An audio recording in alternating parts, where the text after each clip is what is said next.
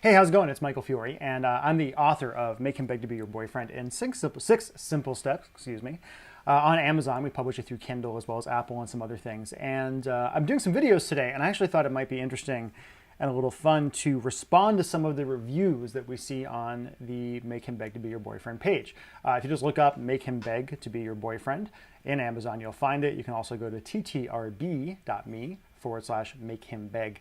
And you'll see when you get there, when I'm doing this video, there's about 438 customer reviews. And the vast majority of them are pretty damn positive. We have a 4.6 out of 5-star rating. A lot of people, 328 5 stars, 79 at 4, 13 at 3, 4 at 2, fair, 3 and 2, people do that, and 14 1-star reviews. And I got to tell you, as an author, 1-star reviews are a little bit like a punch in the gut, but it's also part of the deal. When you put yourself out there, when you write something, you have to be ready to have people who don't like it. But what I find really weird sometimes is the tone of some of these reviews, and that the reviews aren't necessarily about the material. They're about the actual person who's reading the material or their reaction to what I'm telling them to do. For instance, this one woman, Tess on Fire, who posted on November 8th, 2012, her review, her 1-star review is, "I guess I just can't play love as a game like this book wants you to do. I am one for being honest. If someone doesn't want that, then they don't want me." And Tess, listen, I feel for you here, because dating is hard, especially as you get a little bit older. A lot of folks who get our material are in their 30s, 40s, 50s. I'm 35 when I wrote it. I totally understand where you're coming from, where you're saying, I don't want to have to play a game. I don't want to have to play hard to get. I don't want to understand human psychology. I don't want to understand masculine psychology. All I really want, desperately in my heart, is for a man who is going to love me for me, to find me out of everyone else in the world, to scoop me up in his arms, to be totally, completely faithful to me forever, to never even look at another woman, etc., etc., etc. I want to learn how to fly, personally. I don't want to have to be bound by gravity. I don't want to have to sit on an airplane if I want to go across the country. I don't want to have to eat every day. I don't want to have to exercise in order to have, muscles and to be in good shape. And that sucks. I mean, if I could wave a magic wand, snap my fingers, and make all these things happen, I would. Tess, for you, if I could snap my fingers like that and have that guy you've been waiting for find you out of nowhere, without you doing anything, without you playing a game, I would. But that's not reality. And I feel like some of these 1-star reviews, like this one, are not reviews of the program or the writing or anything like that. They're reviews of reality. They're like, this isn't the way it should work, but it's the way it does work. Unfortunately, if you want to have success in love and dating, if you want to find a man who's going to love you, you have to play the game a little bit. You have to treat it like marketing in a way, dating. You can't just meet somebody and, love at first sight doesn't really happen. It's very, very rare when you find somebody who just they see each other from across the room, this incredible burning passion. They're together for 30, 40 years from that point, blah, blah, blah. It doesn't happen that way. And I look at some of these other things, same old story from Chickaboom. Don't bother buying this. What a waste. Ladies, it's the same thing we hear over and over again. Really, when is someone going to tell us something different? Chickaboom, I'm not saying that every single thing in this book is totally different than everything else you've ever heard, because some stuff is true. But here's my question.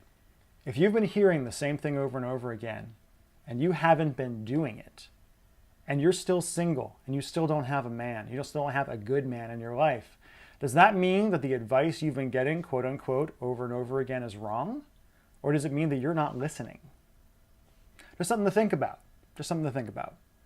Then we get one from Vegas Baby. She says, save your time and money. Having not even succeeded in having his own long-term marriage and children, this man professes to know enough about relationships to give advice. She spelled advice wrong. He's just another one of a long line of posers out there making a buck off of women's insecurities and desires to find true love. So Vegas Baby, a couple quick things. You're right, I'm not married. I have a great long-term girlfriend. We're planning on having children in the future. Here's my question for you.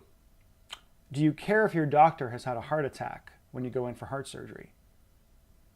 Right? Do you want a doctor who's had a heart attack so he knows what it's been like to have a heart attack? Or do you want a doctor who understands how to fix your heart And that's what I do. I've helped thousands of men and women through my various programs, through this book, through the things we're pushing out, have better romantic lives, have better emotional lives. So you're right, I don't have kids, haven't been married, I've got a great relationship, I've helped a lot of people. So again, why is that a one-star review kind of thing? Does that mean the material is bad, or does that just mean that you're letting your own prejudices kind of keep you from getting there? And there's a few other ones that kind of go through from here. Like I said, there's 328 positive reviews, and then there's like usually badly spelled.